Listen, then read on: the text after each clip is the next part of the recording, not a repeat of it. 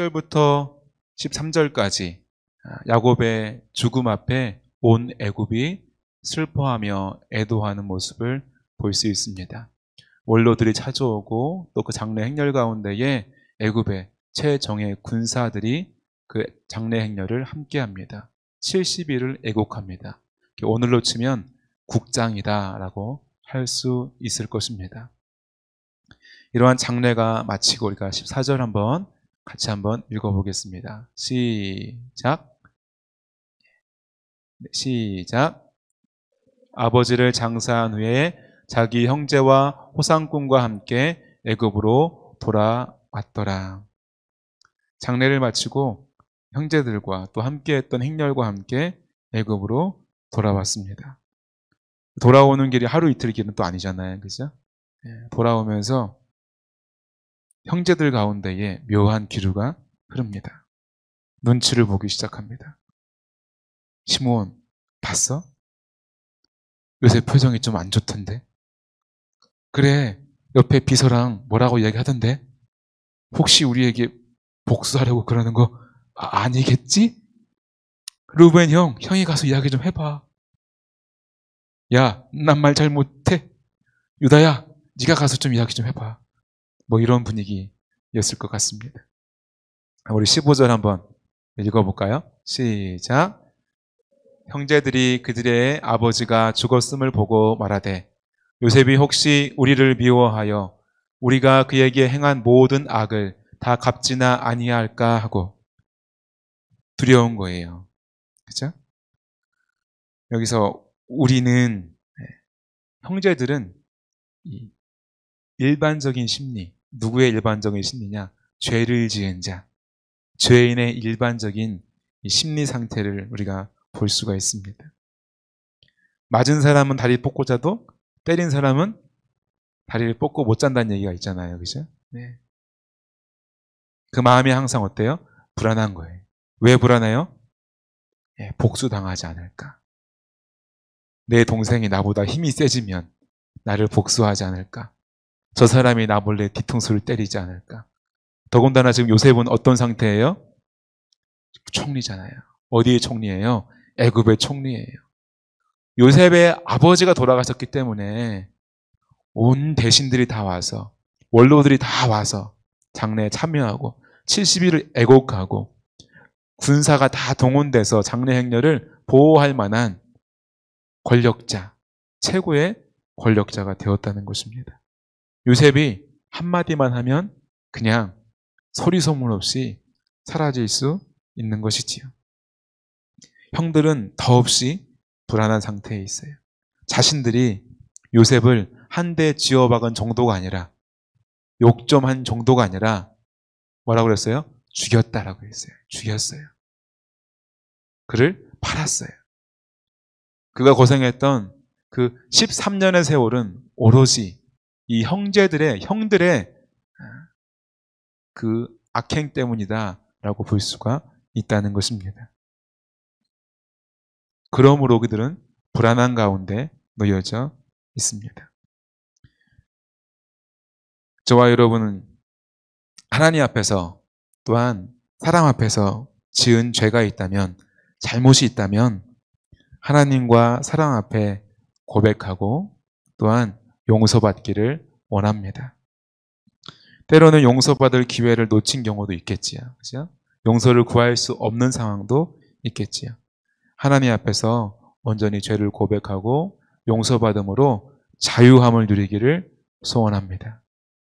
더 이상 우리 마음속에 불안함과 두려움이 아니라 주님이 주시는, 용서받은 자가 주시는 자유함을 누릴 수 있기를 원합니다. 우리 16절 말씀을 같이 한번 읽겠습니다. 시작. 요셉에게 말을 전하여 이르되 당신의 아버지가 돌아가시기 전에 명령하여 이르시기를. 요셉한테 지금 뭐라고 말하고 있어요? 당신의 아버지가. 요셉이 지금 누구예요? 동생이에요? 총리예요? 총리예요. 요셉아 하지 않고 총리여, 당신의 아버지께서, 자기들의 아버지는 아닌가? 그렇죠? 권력 가진 자, 나를 징계할 수 있는 자 앞에 지금 서 있는 거예요. 뭔가 명령을 했다는 것입니다. 우리 17절도 같이 읽어보겠습니다. 시작. 너희는 이같이 요셉에게 이르라. 내 형들이 내게 악을 행하였을지라도 이제 바라건대 그들의 허물과 죄를 용서하라 하셨나니 당신 아버지의 하나님의 종들인 우리 죄를 이제 용서하소서 하매 요셉이 그들이 그에게 하는 말을 들을 때에 울었더라. 이 말씀을 들으면서 조금 이상하지 않아요? 진짜일까? 진짜일까? 진짜로 아버지가 이렇게 말했으면 요셉이 모르고 있었을까? 근데 요셉은 어때요? 눈물을 흘리고 있잖아요. 그렇죠? 형제들에게 이렇게 말했다면 더 편하고 더 사랑하는 그리고 용서의 결정권자인 요셉에게는 말하지 않았을까? 그럼 거짓일까?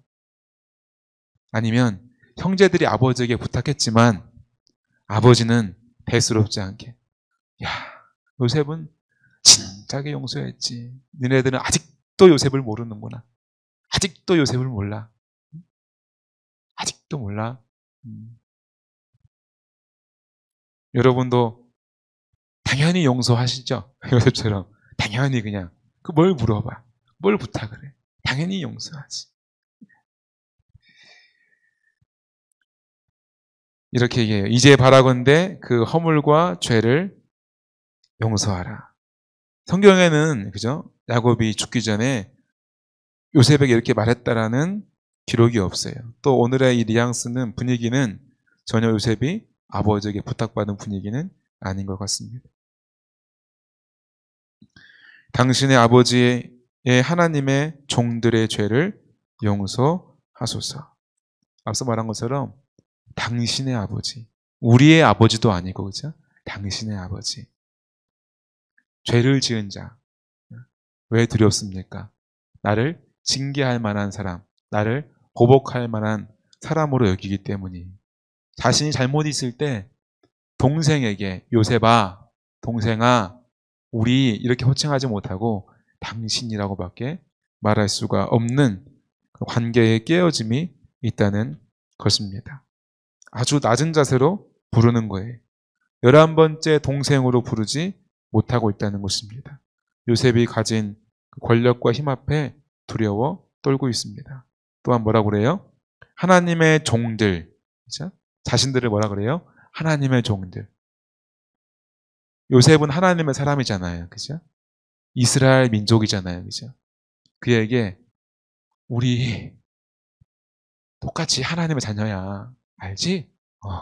하나님 자녀야. 우리도 하나님이 사랑하시고 지키시고 보호하시고 알지?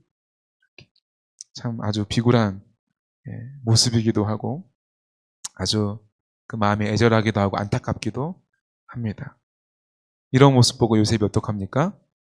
그 말을 들을 때에 울었더라. 형들이 그렇게 하는 모습이 마음이 아픈 거예요. 여러 복잡할 것 같아요.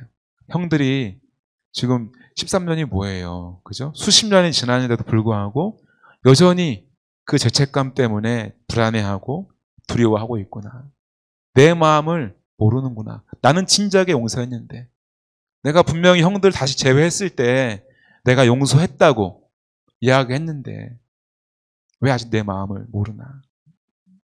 그런 여러 가지 안타깝고 그런 마음들이 있을 것 같습니다. 요셉은 성경에 나오는 인물들 중에 많이 우는 사람 중에 한 사람이에요. 예레미야 다음으로 많이 울지 않을까 싶기도 합니다. 요셉은 한편으로는 의지가 강하고 아주 이성적인 사람이지만 또 한편으로는 마음이 항상 인간미가 있는 사람, 공감 능력이 있는 사람, 요즘에 EQ라고 그러죠. EQ, 감성, 그렇죠? 가슴이 따뜻한 사람, 마음이 따뜻한 그런 사람입니다. 형들의 그런 모습 앞에 눈물을 흘리는 그 요셉의 모습. 저와 여러분도 요셉과 같이 마음이 따뜻한 사람이 되기를 원합니다. 울어줘야 될 때 함께 울어줄 수 있는 사람. 그죠? 그 마음을 헤아려 줄 수 있는 사람. 말하지 않아도 그 마음을 알아주는 사람. 그런 사람이 되기를 원합니다. 우리 18절과 19절 함께 읽겠습니다. 시작. 그의 형들이 또 친히 와서 요셉의 앞에 엎드려 이르되 우리는 당신의 종들이니이다. 요셉이 그들에게 이르되 두려워하지 마소서 내가 하나님을 대신하리이까. 그죠?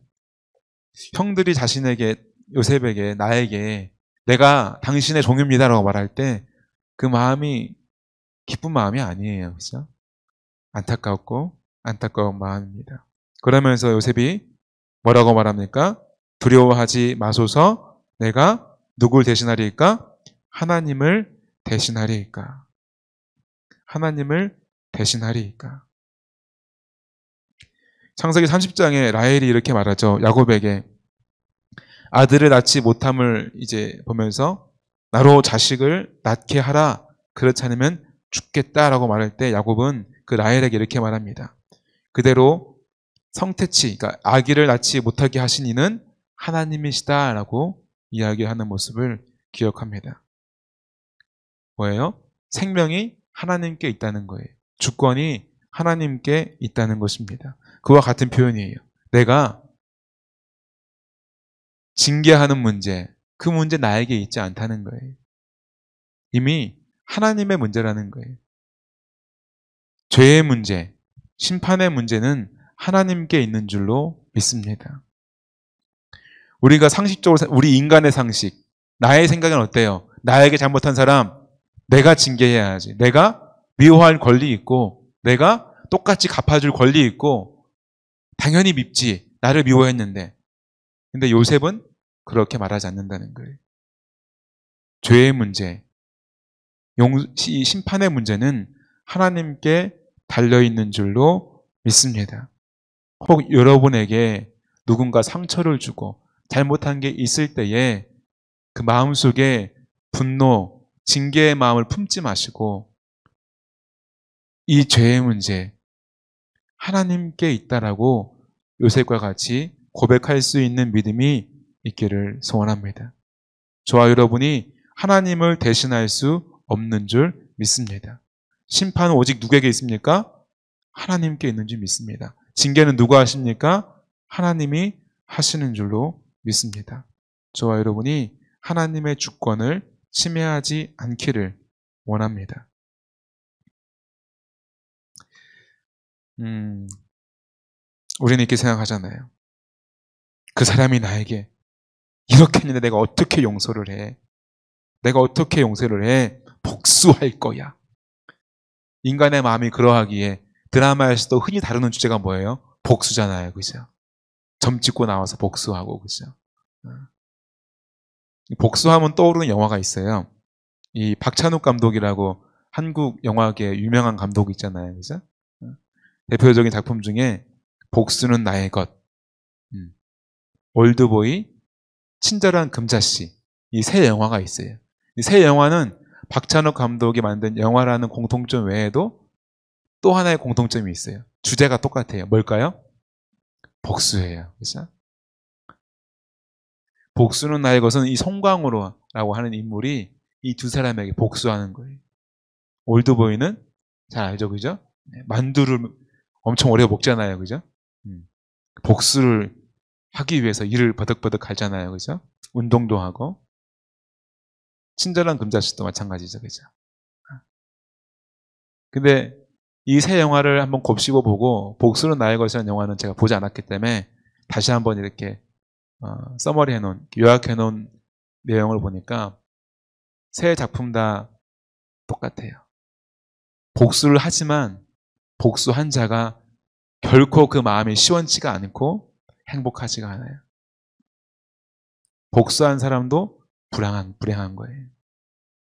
저와 여러분의 삶도 그렇지 않습니까?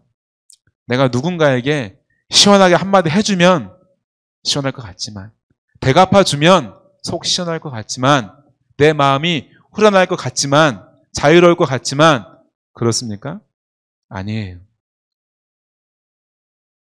복수는 결코 우리 마음을 자유롭게 해주지 못합니다.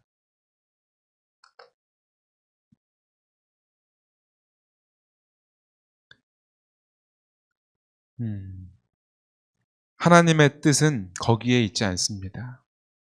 우리가 20절 말씀을 함께 읽어보겠습니다. 시작. 당신들은 나를 해하려 하였으나 하나님은 그것을 선으로 바꾸사 오늘과 같이 많은 백성의 생명을 구원하게 하시려 하셨나이다. 하나님의 뜻, 하나님의 마음은 복수에 있지 않다는 거예요. 형들은 나를 해하려고 하였지만, 나에게 해를 끼쳤지만 하나님은 그것을 선으로 바꾸어 줬다는 것입니다. 요셉에게는 그 고난이, 역경이, 그 죽음이 오히려 부활이 되어지고, 오히려 기회가 되어지고, 오히려 성장이 되어지고, 오히려 하나님의 통로가 되어진 줄로 믿습니다. 저와 여러분에게도 고난이 오고 고통이 오고 때론 누군가가 나를 악의적으로 해하려 한다 할지라도 하나님이 붙잡아 주시면 되는 줄로 믿습니다. 내가 하나님 손을 붙잡으면 되는 줄로 믿습니다. 고난당할 때, 어려움 당할 때 그 대상에게 집중하면 괴로울 뿐이지만, 고통스럽지만, 분이 치밀어 오르지만 나의 시선을 하나님께로 돌릴 때에 하나님이 일하시기 시작하는 줄로 믿습니다. 하나님이 선으로 바꾸어 주실 줄로 믿습니다. 여러분 마음속에 혹시 상처받은 마음이 있습니까? 분이 있습니까? 용서할 수 없는 사람이 있습니까? 용서할 수 없는 상황이 있습니까? 눈을 들어 하나님 바라보시기 바랍니다. 하나님께 맡겨드리기 바랍니다. 내가 하나님을 대신하리까? 라고 고백할 수 있기 원합니다. 그때에 하나님이 선으로 바꾸어 주시는 놀라운 일을 우리 안에 이루실 줄로 믿습니다. 그 선은 무엇입니까? 오늘과 같이. 형님들 보십시오. 오늘과 같이 많은 백성의 생명을 구원하게 하시려 하셨나이다.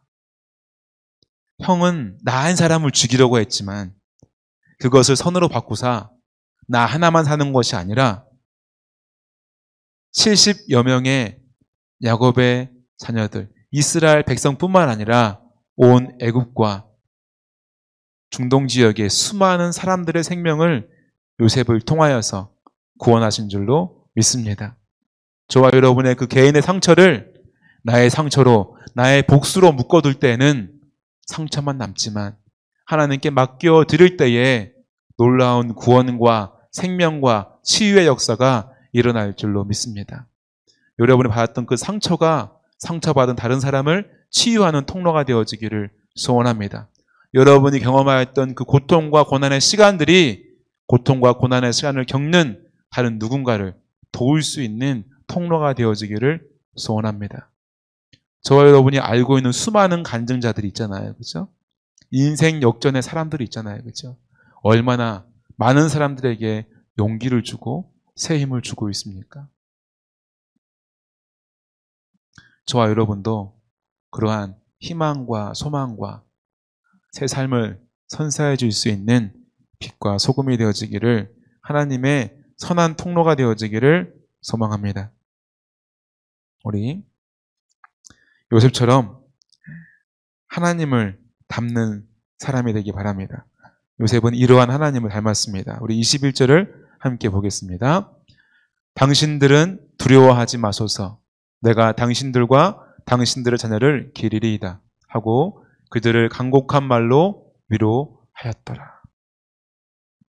요셉은 하나님을 참 닮았어요.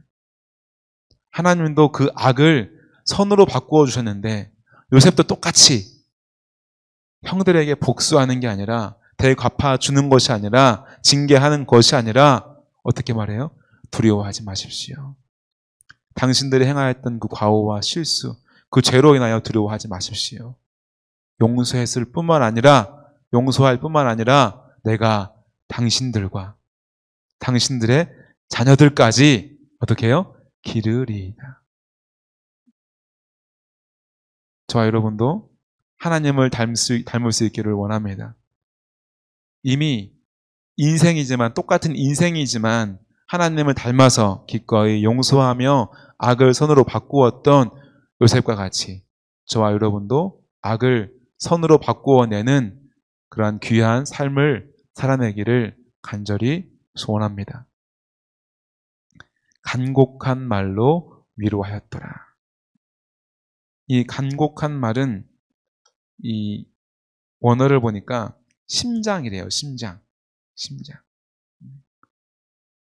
그냥 그래서 용서했어. 이를 이렇게 꺾으면서 안 되는 걸 억지로 용서할게. 네, 용서할게. 그냥 잊자.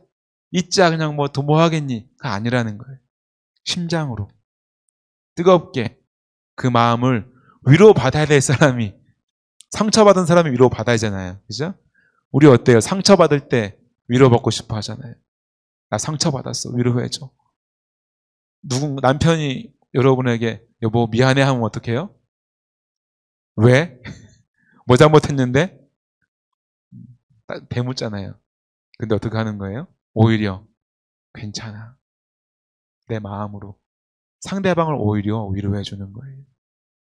당신의 그 위로 승에 안 차 라고 말하는 것이 아니라 오히려 용서를 받아야 될 그 사람을 용서해 줄 뿐만 아니라 위로까지 해주는 태평양 같은 넓은 가슴을 소유한 요셉처럼 저와 여러분도 그러한 넓은 가슴을 소유할 수 있기를 원합니다. 근데 이 간곡한 말, 가슴에서 우러나오는 말은 사실은 억지로 되는 게 아니잖아요. 그죠?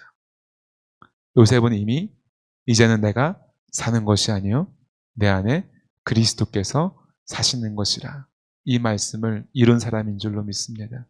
저와 여러분도 여전히 신앙의 여정이 가야 할 길이 멀지만 내가 사는 것이 아니요 내 안에 그리스도께서 사시는 역사가 있기를 소원합니다. 성령 충만한 삶을 살기를 소원합니다. 우리 로마서 우리 12장 17절로 21절까지 말씀을 한번 같이 읽어보겠습니다. 시작. 아무에게도 악을 악으로 갚지 말고 모든 사람 앞에서 선한 일을 도모하라. 할 수 있거든 너희로서는 모든 사람과 더불어 화목하라. 내 사랑하는 자들아 너희가 친히 원수를 갚지 말고 하나님의 진노하심에 맡기라.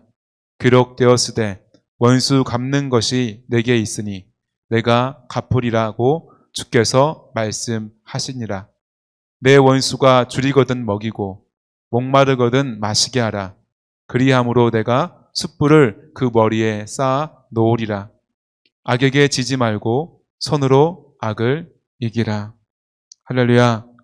이 말씀이 저와 여러분의 생각과 가슴과 삶 가운데에 성취되어지기를 간절히 소원합니다.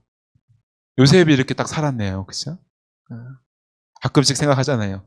어떻게 저렇게 살아? 저건 이론이야. 실제가 될 수 없어.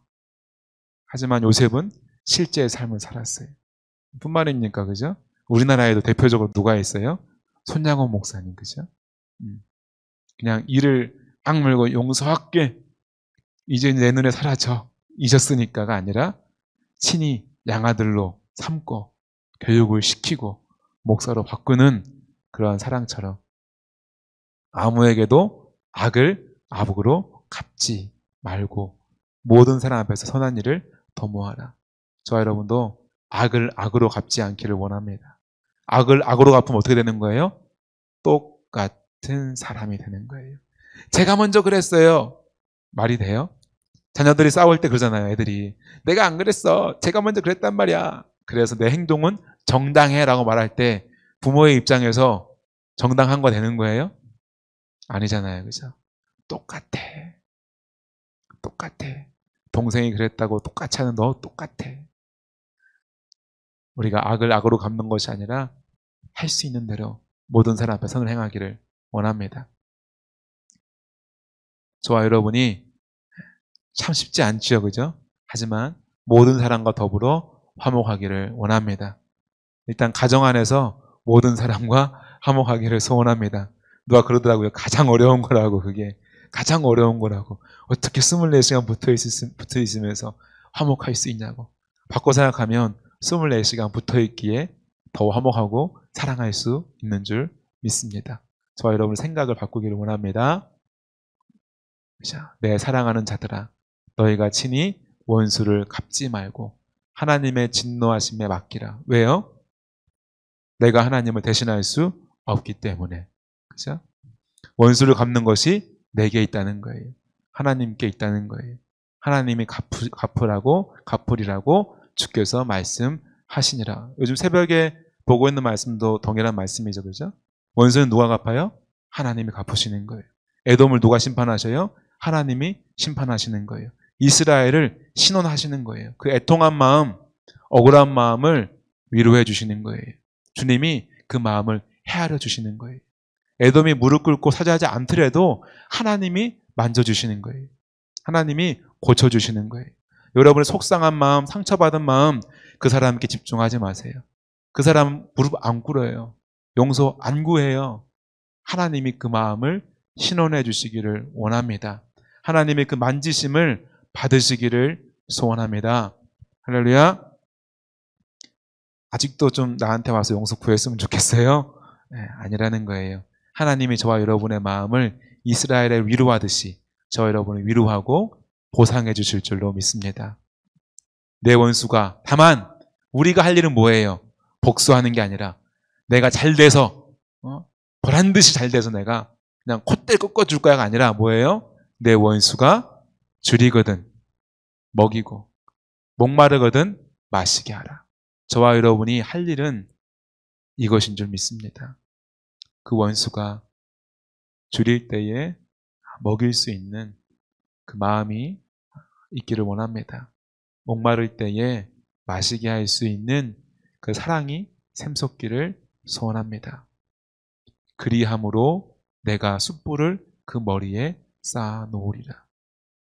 그 너희의 헤아리는 헤아림으로 너희가 헤아림을 받을 것이다. 우리가 주기도문 할 때도 마찬가지죠. 그죠?